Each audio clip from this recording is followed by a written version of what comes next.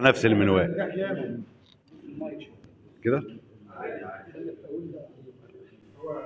فاكر لما كنا لسه صغيرين كنا نلعب شجلباز على جرس رز في جرننا او جرنكم او جرن حد من الجيران، نلعب العسكر سوا، نركب البوصة حصان، وانا كنت دايما عنتر المغوار وكنت عبلتي.